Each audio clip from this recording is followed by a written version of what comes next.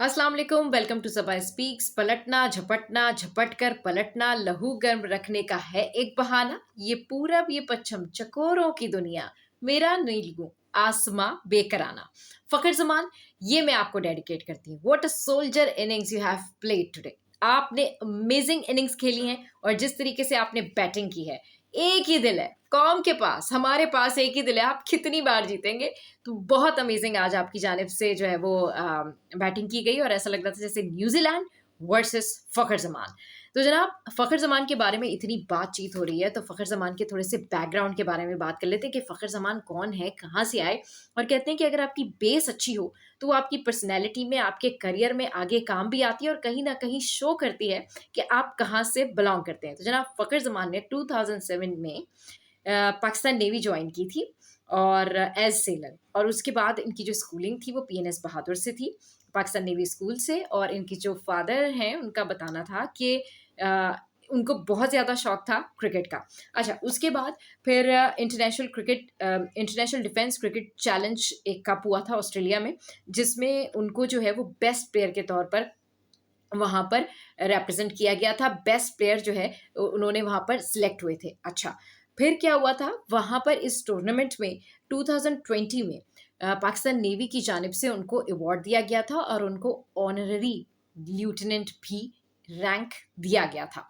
तो what a soldier innings, what a performance. और उसके बाद फिर T20 से उनका डेब्यू हुआ और फिर उन्होंने उससे पहले फिर उन्होंने बहुत सारे रीजनल आउटफिट्स जो थे बलूचिस्तान और खैबर पख्तूनख्वा, वहाँ से फिर वो उसके साथ एसोसिएटेड रहे। And that was totally tough decision कि इन तमाम को छोड़ के फिर वो अपने इस करियर को छोड़ के एक प्रोफेशनल करियर की तरफ आ रहे थे। उनके जो कोच थे आजम खान, उन्होंने उनको आइडेंटिफाई किया था और फिर लाहौर में जब ट्रेनिंग कैंप था उसके बाद मिकी आर्थर ने जो है वो उनको पिक किया था, आइडेंटिफाई किया था कि इनके पास जो है वो टैलेंट है और पार हिटिंग है। So Fakhar Zaman, amazingly you have done great job. और ए इज द फन है, आप जब भी आप रन्स करते हैं, जब भी आपकी बैटिंग चलती है, ऑब्वियसली पाकिस्तान जीतता है। तो जिस तरीके से आपने परफॉर्म किया है, let's hope for the best कि आगे इंग्लैंड का जो मैच है वो भी हमारे लिए आसान हो जाए। अच्छा, अब कुछ हम बात कर लेते हैं। यहाँ पे बाबर आजम को भी क्रेडिट देना चाहिए। बाबर आजम ने आपके साथ जो पार्टनरशिप की और बाबर आजम ने जिस तरीके से आज कंसिस्टेंसी का मुजाहरा किया, बहुत अच्छी इनिंग्स थी। और मतलब मेरे ख्याल में न्यूजीलैंड सोच रहा होगा कि हम 400 रन बना के भी हार गए, लेकिन हमारी बॉलिंग जो थी वो आज बहुत ज़्यादा नाकाम रही। मतलब 90 रन शाहीन ने खाए। तो मेरे ख्याल में हमें एक स्पिनर की और ज़रूरत है कि हमें एक स्पिनर चाहिए। और हमारे यॉर्कर्स नहीं लग रहे हैं, हमारी बॉल जो है वो, हमारी बॉलिंग जो है, हमारी जो पेसर अटैक है वो उस तरह से कामयाब नज़र नहीं आ रहा। तो हमें उसके ऊपर काम करने की ज़रूरत है। अभी हमारे पास है एक हफ्ता, तो हम बैठ के स्ट्रेटजी भी बना सकते हैं और सोच भी सकते हैं। अच्छा, अब जिस तरीके से पाकिस्तान के चांसेस बन रहे हैं कि पाकिस्तान सेमीफाइनल में जाएगा नहीं जाएगा, तो जनाब अफगानिस्तान का जो है वो भी एक सिनेरियो है कि अफगानिस्तान अगर अपने दोनों मैचेस हार जाए, फिर उसके बाद आगे एक दो और सिनेरियोज हैं कि अगर पाकिस्तान इंग्लैंड को यानी अगर न्यूजीलैंड एक रन से भी हारता है तो पाकिस्तान को इंग्लैंड को 131 रन से ऑलमोस्ट अच्छे मार्जिन से हराना होगा। और फिर वो कंडीशंस के ऊपर डिपेंड करेगा, वही फिर कुदरत का खेल और सारा सिनेरियो मिलके जो है वो पाकिस्तान की जीत के सेमीफाइनल क्वालिफाई करने के लिए रास्ते बनाएगा। लेकिन जिस तरीके से आज की इनिंग्स थी, न सिर्फ पाकिस्तानी टीम, पाकिस्तानी नेशन, बल्कि बाकी टीम्स को भी फ़खर जमान ने हैरान कर दिया और उन्होंने बता दिया कि वाकई हम अनप्रिडिक्टेबल टीम है और हम बहुत डेंजरस टीम है। हम कुछ भी कर सकते हैं, लेकिन हमें थोड़ा सा कंसिस्टेंट होने की ज़रूरत है। आज हमारी टीम में जो जो लेग्स थे उसको एक हफ्ते में बैठ के ये टीम ऑब्वियसली दूर करने की कोशिश ज़रूर करेगी। अच्छा, एक और चीज़ जो कि आज ओवरऑल हमने देखी और आज के मैच में जिस तरह से हमने देखा कि अब्दुल्ला शफीक जब आउट हुए थे तो लग रहा था कि ये जो मैच है बस ये हाथ से गया। लेकिन फ़खर जमान जिस तरीके से वहाँ पर डटे रहे कंसिस्टेंटली, वो वहाँ पर 2 दफ़ा मैच रुका और दोनों ही दफ़ा उन्होंने जो मैच रुकने के बाद में जो उन्होंने रन्स किए, दैट वाज़ कमेंडेबल।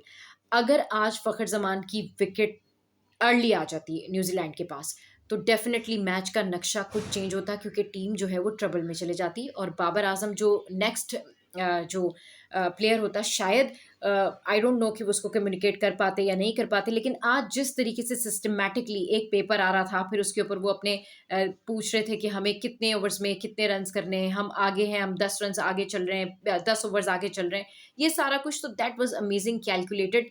आज वही चीज़ थी कि हर बंदा जो बाबर आजम है बैटिंग में, उनको कैलकुलेशन पता थी। वो बाद में फिर फ़खर ज़मान का और बाबर आजम का पीसीबी ने इंटरव्यू भी रिलीज़ किया, जिसमें वो दोनों बड़े रिलैक्स नज़र आ रहे थे, और बाबर आजम उनसे पूछ भी रहे थे कि अच्छा फिर मैंने आपको कहा था कि नहीं आप थोड़ा गेम में रहें, आप देख के मारें, लेकिन फिर भी फ़खर ज़मान ने उनकी बात नहीं सुनी और फिर भी बाउंड्रीज उन्होंने लगा दी। 11 छक्के, 8 चौके, अमेजिंग अमेजिंग अमेजिंग। और फ़खर ज़मान, जितनी तारीफ आपकी जो है वो की जाए उतनी कम है। और जो लोग इस बारे में बात कर रहे थे कि इससे पहले आपको खिलाना चाहिए था या आपको रिलैक्स क्यों कराया, तो डेफिनेटली अब पाकिस्तान क्रिकेट टीम को सोचना पड़ेगा कि उनको अब उन्हीं पार हिटर्स को, उन्हीं परफॉर्मेंस मेकर को रखना चाहिए जो कि परफॉर्म करने के लिए बेताब है और अपनी टीम को इस तरह से बाहर निकालते। तो बड़े मैच के बड़े player, you have proved yourself, Babar Azam and Fakhar Zaman, very well done, that's commendable inning, आप लोगों ने बहुत अच्छी इनिंग्स खेली। अच्छा, अब इस मैच के बाद next England versus Pakistan. England dip कर रहा है, इंग्लैंड इतने रन नहीं कर रहा है, मगर इंग्लैंड अपसेट करने की सलाहियत रखता है। इंग्लैंड के साथ भी आपको स्ट्रेटजी बना के खेलना होगा, और इंग्लैंड के मैच से पहले बाकी जो टीम्स के मैच होंगे उससे बहुत सारी जो है वो कन्फ्यूजन भी क्लियर हो जाएगी, और उससे बहुत सारी चीज़ें क्लियर हो जाएंगी कि पाकिस्तान ने करना क्या है एक्चुअली। अब अफगानिस्तान अगर अपने दोनों मैचेस हार जाता है, लेकिन अफगानिस्तान की टीम को हम हल्का नहीं ले सकते, क्योंकि अफगानिस्तान में 4 स्पिनर खिला रहे हैं वो लोग, मतलब उनकी बॉलिंग अच्छी खासी ठीक-ठाक चल रही है और बैटिंग में भी वो ठीक जा रहे हैं। अफगानिस्तान की टीम को हल्का नहीं लिया जा सकता, क्योंकि अफ़गानी जो टीम है, गो कि उन्होंने सीखा पाकिस्तान से है, लेकिन उसके बावजूद भी अफ़गानिस्तान की जो टीम है, वो एक परफेक्ट लाइन और लेंथ के साथ आगे बढ़ रही है।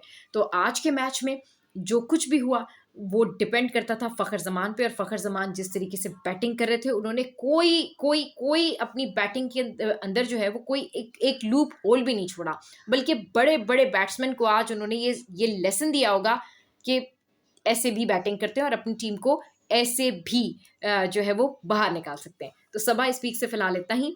Let's hope for the best. Allah करे पाकिस्तान सेमीफाइनल में क्वालिफाई कर जाए और इसी तरीके से आगे बढ़ जाए।